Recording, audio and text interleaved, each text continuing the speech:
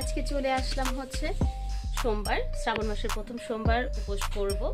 তো অফিসও আছে, তো সেই কারণে তাড়াতাড়ি করে পুজো করব, সবটা করেই যাব। এখন বাজে সকাল প্রায় 9টা বেজে গেছে, আর দেরি করা যাবে না, চলো ছটপট যাই।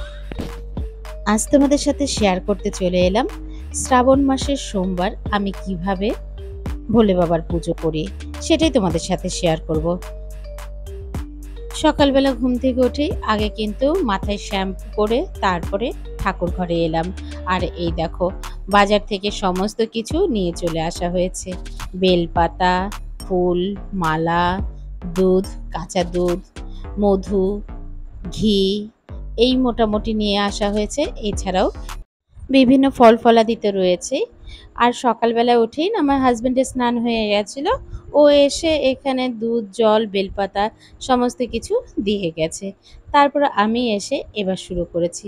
প্রথমে ভোলে বাবাকে ভালো করে ঘি দিয়ে স্নান করাচ্ছি। আর পাশে তো নন্দী বাবা আছে, নন্দী বাবাকে কেন স্নান করাবো না, তাকেও বেশ ভালো করে ঘি দিয়ে স্নান করালাম। ব্যাস, এরপরে হচ্ছে মধু, মধু দিয়েও আবারও বাবাকে স্নান করাবো। বাবা হচ্ছে অল্পতেই খুশি, তুমি যেরকমভাবেই ভক্তি ভরে যা করবে তাতে কিন্তু বাবা বেশ খুশি হয়ে যায়। এবং শুধু যত্নেও এবং ভক্তি, এই দুটো পেলেই বাবা বেশ খুশি।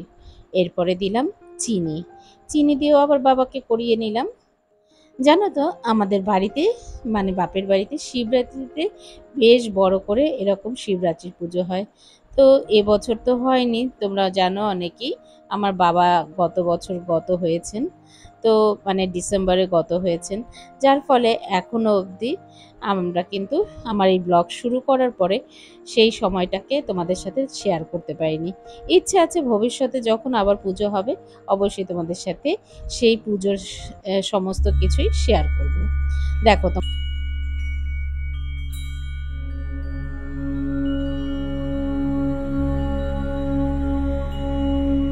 তোমাদের সাথে কথা বলতে বলতে কিন্তু আমি এখানে দই দিয়ে স্নান হয়ে গেছে। আর এবার শুরু করেছি দুধ দিয়ে। দুধের মধ্যে কিন্তু আমি সমস্ত কিছু মিশিয়ে নিয়েছি, যেহেতু মাঝে মাঝে ছেলে এসে, হাজবেন্ড এসে এবং শাশুড়ি মাও এসে জল ঢালবেন, তার জন্য সমস্ত কিছু যা যা দিয়ে স্নান করালাম সেগুলো দুধের মধ্যে দেওয়া ছিল। লাস্টে আর একটু ভালো করে স্নান করিয়ে তারপরে গঙ্গা জল দিয়ে স্নান করাবো।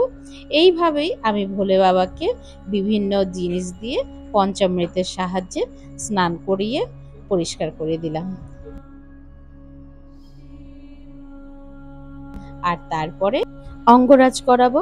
অঙ্গরাজ করার জন্য চন্দন দিলাম, তারপর আকন্দ ফুলের মালা, সাথে বেলপাতা দেব।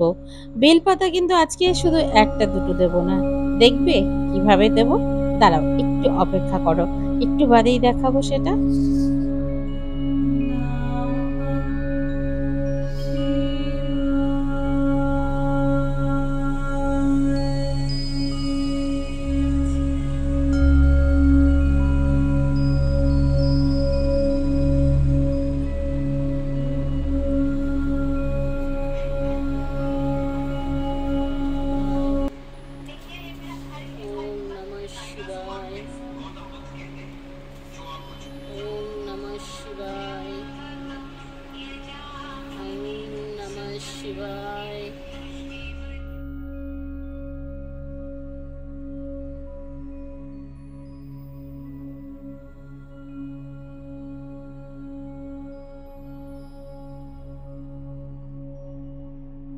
বুঝতেই পারলে আজকে আমি কিন্তু ভোলে বাবাকে প্রায় 108খানা বেলপাতা দেব।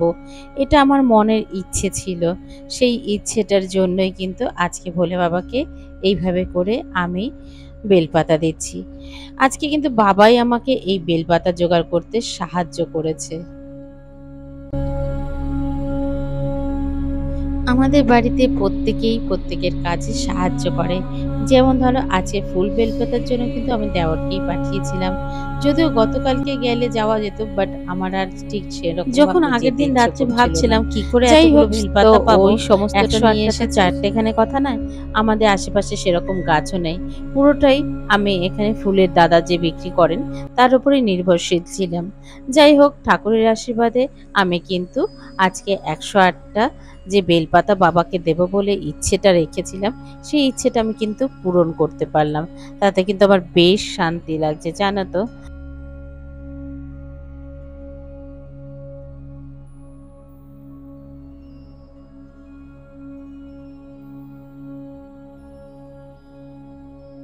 একটা কথায় আছে, ভক্তিতে ভগবান। যে যেরকম ভক্তি দিয়ে ঠাকুরকে পুজো করবে বা ঈশ্বরের সাধনা করবে, তাতেই কিন্তু তিনি খুশি হন। আমি এই মতে বিশ্বাস করি। তাই আজকে আমি যতই চিন্তা করে থাকি না কেন, সেই চিন্তার জায়গাটা কিন্তু উনিই সোজা করে দিয়েছে, সাধারণ করে দিয়েছে, যাতে আমার কোনো রকমই অসুবিধা না হয়। যাই হোক, এইভাবে করেই আজকে আমি আমার সকালের পুজো শেষ করলাম। আর তারপর আজকে সারাদিনই বলতে গেলে উপোস ছিলাম। শুধুমাত্র একটু শরবত আর দুপুরবেলা একটু সাবু খেয়েছিলাম। আসলে অফিসে তো করতে হবে, সেই কারণে নিজের শরীরটাকেও খেয়াল রাখতে হবে। আর আমি যদি ঠিক থাকি, তাহলে কিন্তু আমার বাড়ির লোকেরাও ঠিক থাকবে। সেই কারণেই আমি আজকে একটু আমার দিকে এইভাবে করেই যত্ন নিলাম।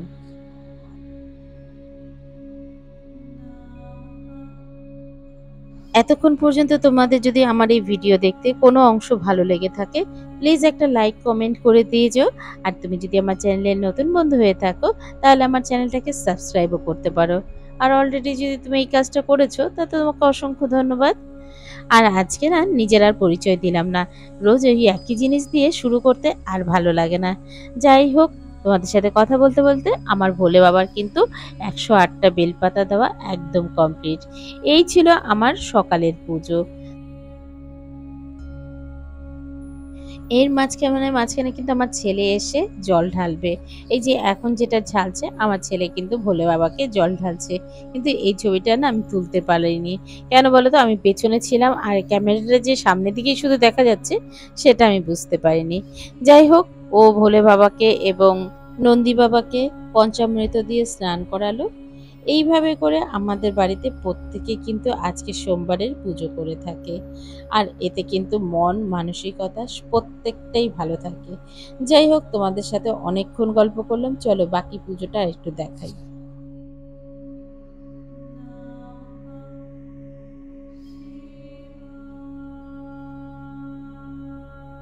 এইভাবে করেই আমার ভোলে বাবাকে সুন্দর করে অঙ্গরাজ করালাম। আর তারপরে তো ফুল বেলপাতা বাকি সব ঠাকুরদেরও দেব। এইভাবে করে পুজো শেষ করলাম। তারপর লাস্ট সামনে খাবার দাবার দিয়ে পুজোটা শেষ করছি। অফিসের টাইম হয়ে গেছে, তাই আবার বিকেলে এসেও একটু সামান্য পুজো করেছিলাম, মানে আরেকবার জল দিয়ে বাবাকে সমস্ত বেলপাতা থেকে উঠিয়ে আরাম করে শুতে দিয়েছিলাম। এইভাবে করে কিন্তু আমার আজকে শিব পুজোটা হলো। কেমন লাগলো অবশ্যই কিন্তু কমেন্টে জানিও। যাই হোক, এখানেই শেষ করছি। আবারও দেখা হচ্ছে তোমাদের সাথে আগামী দিনের কোনো নতুন ব্লগে, নতুন কোনো বিষয় নিয়ে। টাটা। ততক্ষণ অবধি সবাই ভালো থেকো, সুস্থ থেকো। Good night, have a sweet dream.